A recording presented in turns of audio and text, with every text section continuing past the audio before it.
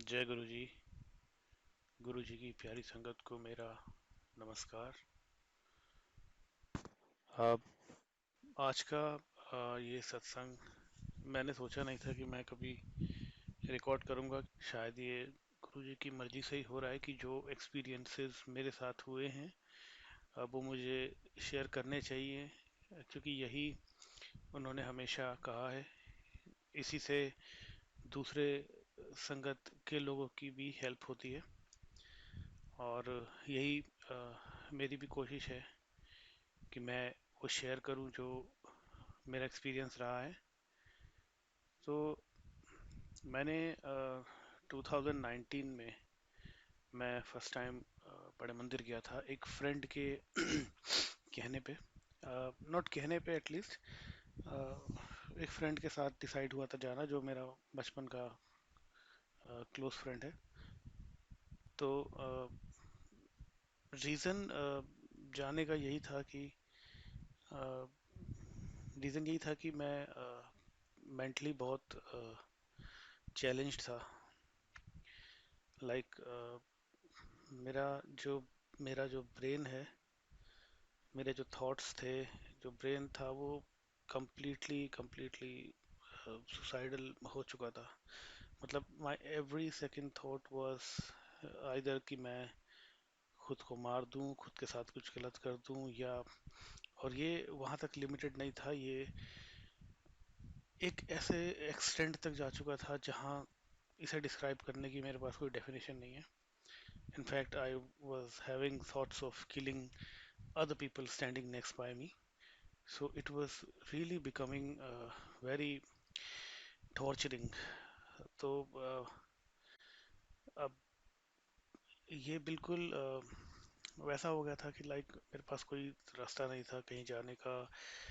अ, घर से बाहर निकलने में इतना डर लगता था कि जैसे एक पैर बाहर निकाला तो लाइफ ख़त्म। बट कहीं ना कहीं दिल के अंदर एक होप थी, उस खतरनाक नेगेटिव स्टेट ऑफ माइंड के साथ, कि ये ठीक हो जाएगा। बहुत ही, मतलब बहुत ही लेस परसेंटेज बट थी। और ऑन टॉप ऑफ दैट मैं कभी भी अपने आप को ऐसा देखना नहीं चाहता था, क्योंकि मैंने हमेशा लाइफ को बहुत ही खूबसूरती के साथ जीने की कोशिश करी है, जितना मैं कर पाया हूँ। और मैं जिस फैमिली में बॉर्न हुआ वो एक जॉइंट फैमिली है, तो आई नेवर थॉट कभी अकेला रहने की। हमेशा बीइंग विद फैमिली ही मेरे लिए सबसे टॉप प्रायोरिटी रही है, हमेशा किसी भी चीज़ से ऊपर। और मैं गुरुजी के मंदिर इसलिए गया क्योंकि मैं हार चुका था। और जैसे एक इंसान सब ट्राई करता है मरने से पहले, तो आई ऑल्सो थॉट कि चलो ट्राई करते हैं, कुछ बचा तो है नहीं। तो मैं गया बड़े मंदिर बड़े मंदिर गया। तो कुछ अ, बहुत ड्रास्टिक ड्रास्टिक लेवल वैसा कोई चेंज फील नहीं हुआ, बस ठीक है मैं गया। मैं पहले ही भटक रहा था बहुत, कहाँ कहाँ मैं नहीं गया। तो मैंने सोचा चलो यहाँ भी एक बार चलते हैं, बहुत नाम सुना है। और जब मैं यहाँ पे गया तो मेरी वाइफ और मेरे फ्रेंड और उसकी वाइफ, हम चार लोग एक साथ गए थे। और वैसे ही चाय प्रसाद हमें सर्व हुआ जब हम बड़े मंदिर की तरफ बढ़ रहे थे। उसके बाद थोड़ी देर बैठने के बाद हमें लंगर हॉल के लिए जाने के लिए कहा गया। तो लंगर हॉल पे जब हम गए तो कुछ चीज़ें ऐसी हैं जो आपको बहुत बाद में पता लगती हैं। लाइक उस टाइम आपको रियलाइज़ नहीं होगा कि ये क्यों हुआ आपके साथ, but later on you will know कि इसका क्या मतलब था। या हो सकता है वो तब भी आपको ना समझ आए, it will keep revealing through out your life. मैं और मेरी वाइफ लंगर प्रसाद के लिए बैठे, और somehow I don't know we felt कि हम बहुत भूखे थे। शायद शायद हमने कही थी एक दूसरे से बात, या मन में फील किया था, I exactly don't remember, but हाँ ये बात मेरे मन में ज़रूर थी कि I wanted to eat something more. तो अब जैसे ही हम लंगर प्रसाद खाने के बाद एग्जिट की तरफ बढ़ रहे थे, तो अचानक आई डोंट नो क्या हुआ, एक लाइन और वहाँ पे चल रही थी तो सडनली एक पुश लगा मेरी वाइफ और मुझे मुझे लगा तो we just went upstairs and वहाँ भी लंगर सर्व हो रहा था और हमें कुछ समझ नहीं आया कि मतलब कहाँ एग्जिट है, कहाँ से जाना है, क्योंकि मेरे फ्रेंड और उसकी वाइफ ऑल संगत में कहीं इधर उधर हो गए थे और फ़ोन भी अलाउड नहीं होता अंदर, तो हम समझ नहीं पाए कि क्या कहाँ जाना है। और वहाँ पे हम लोग बैठे और दोबारा से लंगर प्रसाद की थाली हमारे सामने आ गई। मैंने सच में उस टाइम रियलाइज़ नहीं किया कि मतलब ये कुछ अलग है या कुछ क्या है। आई जस्ट थॉट कि ठीक है लंगर है, तो नहीं किसी को पता लगा होगा, डंका लगा खा लिया।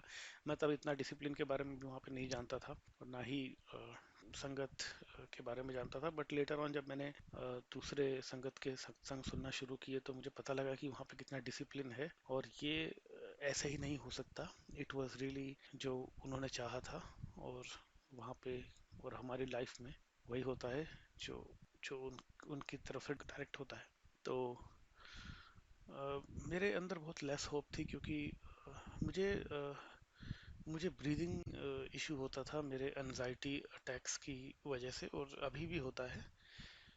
अभी भी काइंड ऑफ मेरी लाइफ का एक चैलेंज है, but I am very very very thankful to guru ji की मेरे दिल में जहाँ पे कुछ परसेंट होप थी अब वो बहुत बढ़ चुकी है। Like it has come to a level कि मैंने सच में चीज़ों को नॉर्मली लेना शुरू कर दिया है। जब ये अचानक मुझे शुरू हुई थी सुसाइडल थिंकिंग, तो मैंने कई दिनों तक ना ढंग से मैं खा पाया था, ना कई दिनों तक मैं ढंग से सो पाया था, और भी इतने माइनर लेवल पे और इतने मेजर लेवल पे चैलेंजेस थे कि मैं सच में अगर उसका बखान करना शुरू करूँ तो ये बहुत नेगेटिव हो जाएगा। So just to give you an idea about that mental illness, ये बहुत ही सिवियर लेवल पे था। एक डिप्रेशन भी कुछ नहीं कहूँगा मैं इसके आगे, it was on to some other level जिसे मैं डिस्क्राइब नहीं कर सकता वर्ड पे।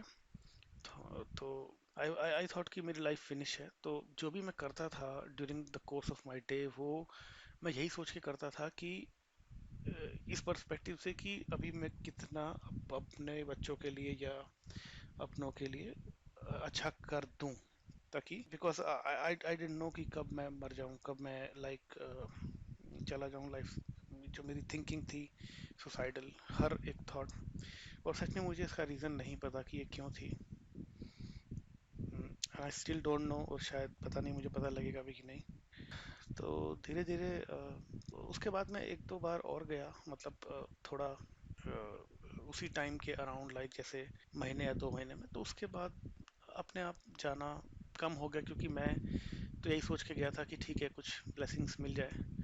और ऑलरेडी मैं एक गुरु को फॉलो कर रहा था क्योंकि मुझे मुझे बचपन से स्पिरिचुअलिटी में रुचि रही है और कुछ ऐसी चीज़ें बचपन से मेरा बिलीव है जो मुझे उस तरफ हमेशा खींचती रही हैं। तो I was always in a search of गुरु, और जिन गुरु को मैं फॉलो कर रहा था उनसे भी मुझे दीक्षाएं मिली कई बार। In fact I had very very good experience क्योंकि मुझे उनके आश्रम में काम करने का मौका भी मिला काफ़ी अच्छे खासे समय तक। तो आई वॉज वेरी ब्लेस्ड कि जिन गुरु को मैं फॉलो कर रहा था, गुरु जी से पहले उनके आश्रम में, उनके घर पे मैंने बहुत टाइम तक काम किया। काम एज एन जो भी वहाँ की चीज़ें मैं देख सकता था ऑन माई स्किल लेवल, तो मैं देखता था। मुझे बहुत खुशी थी इस लेवल की कि मैं सही जगह आ गया हूँ। Now my spiritual journey will reach to a new level. But जब मेरा दिमाग सुसाइडल हुआ वहाँ काम करते करते, तो मेरा विश्वास पूरा टूट चुका था। आई वॉज कम्प्लीटली शैटर्ड कि I am here on the lap of my गुरु, और मेरी स्पिरिचुअल जर्नी एक सही डायरेक्शन में जा रही है। अचानक मेरा दिमाग ऐसे क्रैश हुआ कि लाइक मुझे पता ही नहीं था कि लाइक मैं कहाँ हूँ, मैं कुछ भी फील नहीं कर पाता था। कन्फ्यूजन इतनी बढ़ गई थी कि अगर मैं एक गिलास पानी भी उठा के पी रहा हूँ तो मुझे लगता था कि ये क्या हो रहा है, मतलब मैं कुछ भी स्ट्रेट नहीं सोच सकता था। ये जस्ट वैसा था कि अगर आपको अंदर से कोई दौरा पड़ रहा है, बट मेरे अंदर एक छोटी एक मैं आंधी में जलता हुआ दीपक बन चुका था कि मैं बस जल रहा था। वो मेरी जीने के लिए मेरी दृढ़ इच्छा थी या क्या था? आई नो फॉर श्योर कि ब्लेसिंग ज़रूर हैं, क्योंकि गुरु कभी भी गलत नहीं होता। क्या रीज़न रहे हैं मुझे नहीं मालूम कि वहाँ से मुझे अपनी मेंटल इलनेस की वजह से छोड़ना पड़ा, और फिर मैं अ, उस टूटी हुई होप के साथ, टूटी उम्मीदों के साथ फिर से दोबारा से घूमने लगा। और नहीं पता था कि मुझे फिर से एक गुरु को धारण करने का मौका मिलेगा। तो मैं इन्हीं चीज़ों में मेरी लाइफ काफ़ी उलझी हुई थी, क्योंकि विश्वास एक ऐसी जगह पे डगमगाया था जहाँ पे लोग अक्सर आके काफ़ी रिलैक्स हो जाते हैं, like if you are near by your guru. But मेरा ही शायद कोई कर्म होगा, विच आई डोंट नो।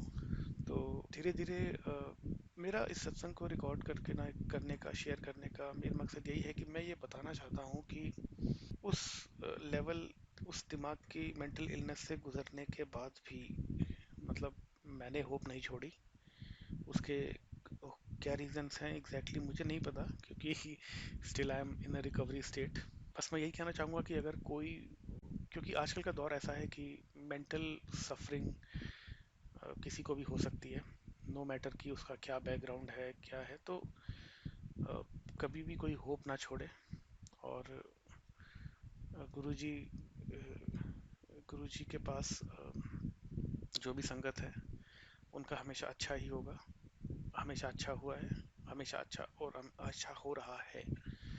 जब मैं उस लेवल से निकल के इम्प्रूवमेंट अपने अंदर देख सकता हूँ, तो आई एम श्योर कि अगर कोई इस सत्संग को सुन रहा है और ऐसी ही किसी मेंटल सिचुएशन से गुजर रहा है, तो उसे हिम्मत मिले, क्योंकि हर चीज़ का एंड होता है। अगर रात है तो सुबह आएगी। डिप्रेशन में हमेशा ऐसा होता है कि मन की आंखें फूट जाती हैं, आपको आगे का कुछ नहीं दिखता। I couldn't even think of anything anything कि मैं कहाँ जाऊँगा, क्या करूँगा। मेरे दिमाग में कोई प्लान नहीं था, कोई होप नहीं थी। और बस मैं एक एक लाइट महसूस करके उसके सहारे चल रहा था, और ये उम्मीद करके चल रहा था कि इम्प्रूवमेंट होगी। और गुरुजी के आश्रम आने के बाद सच में वो इम्प्रूवमेंट होना शुरू हुई। मैं मेरी मेरी लाइफ में मोमेंट ऑफ रिलैक्सेशन बढ़ने लगे। मैं फिर से शांत होने लगा। बहुत कुछ चेंज हो चुका है, like I am not what I was before. अभी भी कई बार बहुत प्रॉब्लम होती है। मैं मेडिकेशन भी ले रहा हूँ, मेडिसिन्स भी ले रहा हूँ इस चीज़ के लिए। और बहुत सी चीज़ें ऐसी कर रहा हूँ जो मेंटल हेल्थ को इम्प्रूव करती है। बट आई नो कि इम्प्रूवमेंट लाना किसी मिरेकल से कम नहीं है। गुरुजी पर विश्वास करने से मेरा अपने आप पर विश्वास वापस आया है। तो आई डोंट नो कि मेरी उनको थैंक यू करने की भी हैसियत है कि नहीं, बट अनंतम शुक्राना गुरुजी, अनंतम शुक्राना। और मेरी यही गुजारिश है, कोई भी किसी सफरिंग से अगर गुजर रहा है तो होप ना छोड़ें, अपने गुरु पर पूरा विश्वास रखें, आगे बढ़ते रहें, और पूरा विश्वास करके उम्मीद कभी ना छोड़ें। और अपनी साधना ज़रूर करें, डेली करें। जैसे आप रोज खाना खाते हैं, पानी पीते हैं, नहाते हैं, ऐसे ही साधना करें। वो ही आपकी सब चीज़ों को ठीक कर देगी। और गुरु जी का नाम जब तक लाइफ है तब भी लेना है। और मैंने तो ये उम्मीद की हुई है कि मैं लाइफ के बाद भी अपने गुरु के पास ही जाऊंगा। और यही उनसे प्रार्थना करता हूँ कि और मुझे कुछ नहीं चाहिए, क्योंकि अगर मेरी मेंटल हेल्थ ठीक होगी, फिजिकल हेल्थ ठीक होगी, तो लाइफ में मैं सब कर लूँगा। ऑल आई वांट कि गुरुजी हमेशा मेरे साथ रहें। और ये जो दर मिला है अब, ये कभी ना छूटे, कभी ना छूटे, कभी ना छूटे। शुक्राना गुरुजी, अनंतम शुक्राना गुरुजी। जय गुरुजी, धन धन गुरुजी।